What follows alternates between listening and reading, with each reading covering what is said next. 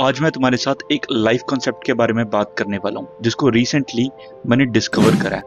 और जब से मैंने उसे अपनी लाइफ में इम्प्लीमेंट करा है, ट्रस्ट मी, मेरी जो मेंटल वेलबींग का लेवल है वो काफ़ी ज़्यादा काम एंड कंपोज है। प्लस मैं अपने एग्जिस्टेंशियल लेवल पे काफ़ी ज़्यादा फुलफिल्ड महसूस करता हूँ। अगर तुम भी ऐसी कैटेगरी में हो कि तुम अपनी लाइफ को लेके एंशियस हो कि फ्यूचर में क्या होगा, तुम्हें लगता है लाइफ तुम्हारे अकॉर्डिंग नहीं चल रही है, तुम जो चाहते हो तुम्हें वो नहीं मिल रहा है, ये वीडियो तुम्हारे लिए होने वाली है। और उस कॉन्सेप्ट का नाम है स्टोइसिज्म। जब भी हम बात करते हैं स्टोइसिज्म की, तो काफ़ी ज़्यादा लोग उसको मिसकंसेप्चुलाइज करते हैं। लोगों को लगता है कि स्टोइसिज्म का मतलब है डोंट गिव अ फक और बी इमोशनलेस, जो कि बिल्कुल ही गलत है। क्योंकि एक्चुअल में स्टोइसिज्म का मतलब है कि understanding and managing your feeling and take your actions accordingly, plus live your life in accordance with the nature. सबसे पहले समझते हैं कि स्टोइसिज्म की शुरुआत कब हुई थी। स्टोइसिज्म की शुरुआत हुई थी रोमन एम्पायर में। वहाँ पे एक एम्परर था जिसका नाम था मार्कस ऑरेलियस। अब बीइंग एन एम्परर, वो हमेशा वॉर्स लड़ता था, अपने प्रजा की सुरक्षा करता था, प्लस उनकी देखरेख करता था, साथ में पॉलिटिकल ड्रामा, जो भी पॉलिटिकल बैकस्टैबिंग चलती है उसको हैंडल करता था। इन सब के बावजूद ही मेंटेन्ड अ डेली जर्नल जिसका नाम था मेडिटेशन, और मेडिटेशन में ही उसने स्टोइसिज्म के बारे में लिखा था। और till today meditation is considered as a best self help book in the history. Marcus Aurelius की जो लाइफ थी वो काफ़ी ज़्यादा ट्रेजेडिक थी, उसमें बहुत ज़्यादा अप्स एंड डाउन्स थे। उसकी लाइफ स्टोरी को मैं किसी और वीडियो में कवर कर दूंगा। अगर तुम्हें उसके बारे में जानना है तो मुझे कमेंट कर देना, मैं उसके बारे में एक अलग से वीडियो बना दूंगा। बट इस वीडियो में I am going to give you 4 core principal of stoicism, जो कि मार्कस ऑरेलियस के जो डेली जर्नल है मेडिटेशन उसमें मेंशन थी, और वो आज के वर्ल्ड में भी बहुत ज़्यादा एप्लीकेबल है। इस वीडियो को एंड तक देखना। चलो वीडियो को स्टार्ट करते हैं। The number 1 principle is focus on what you can control. अब सुनने में कितनी सिंपल सी बात लगती है, बट इसका इम्पैक्ट बहुत ज़्यादा बड़ा है। फॉर एग्जाम्पल, हम में से बहुत सारे लोग दिन भर किसी फालतू की टेंशन में रहते हैं जिसको हम कंट्रोल कर भी नहीं सकते, जैसे कि ट्रैफिक जैम, वेदर हो गया, लोगों का ओपिनियन तुम्हारे बारे में।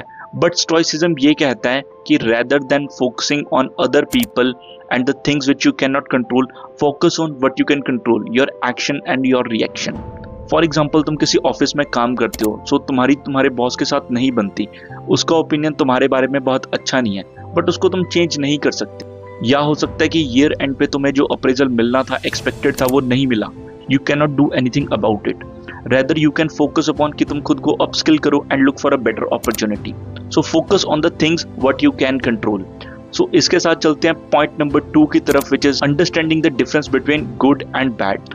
स्टोइसिज्म कहता है जो एक्चुअल में जो ओनली गुड थिंग है वो है तुम्हारा अस्तित्व, यानी कि तुम्हारी विजडम, तुम्हारा इंटेलेक्ट, तुम्हारा सही का साथ देना, ये सब चीज़ें ज़्यादा इंपॉर्टेंट है।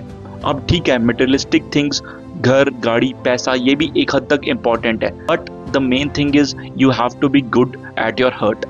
फॉर एग्जाम्पल, तुम आजकल का ये सोशल मीडिया कल्चर ले लो, ठीक है, लोग लाइक्स, कमेंट्स के पीछे भागते हैं, सोशल मीडिया पे शो ऑफ करते हैं कि मेरे पास ये कार है, मैं यहाँ वेकेशन मनाने जा रहा हूँ। ठीक है, वो तुम्हें एक टेम्पररी हैप्पीनेस दे सकती है, बट एक्चुअल जो तुम्हें हैप्पीनेस मिलती है वो मिलती है लोगों की भलाई करके, लोगों का अच्छा करके, किसी का बुरे वक्त में साथ देकर।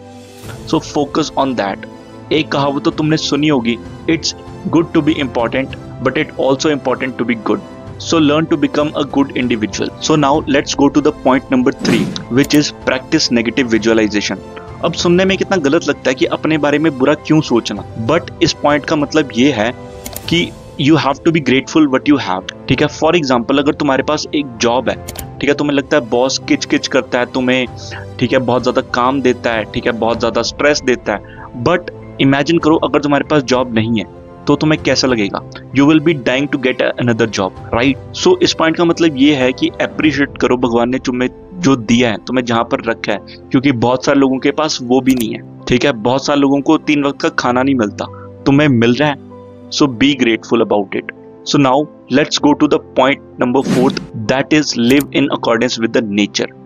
इसका मतलब ये नहीं है कि तुम पेड़ों पे जाके रहने लग जाओ, जंगलों में घर बना लो। इस पॉइंट का ये मोटिव है कि चीजें जैसे चलती हैं उसको वैसे एक्सेप्ट करो, और इस फैक्ट को हमेशा ध्यान में रखो कि परिवर्तन ही सृष्टि का नियम है, यानी चेंज तो आएगा ही। जो आज है वो कल नहीं होगा, जो कल है वो परसों नहीं होगा। तुमने बहुत बार देखा होगा कि जो हमारी पुरानी जनरेशन के अंकल हैं वो हमेशा कहते हैं कि हमारी जनरेशन बहुत अच्छी थी, आगे वाली जनरेशन के पास तो ना दिमाग है ना ये उनके पास उतनी समझ है जो हमारे पास थी।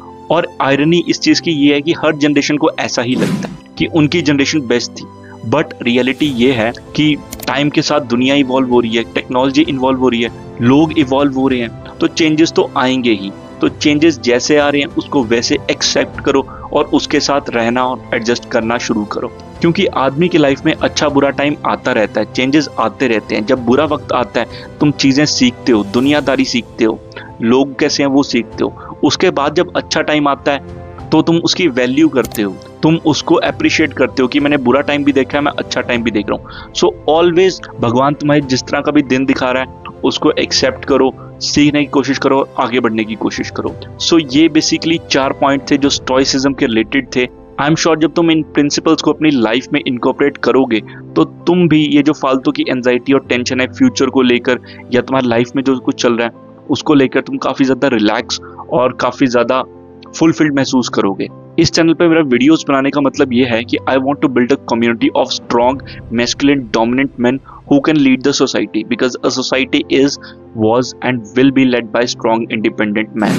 So if you want to join this community, please click on the subscribe button and like this video and share with your friends.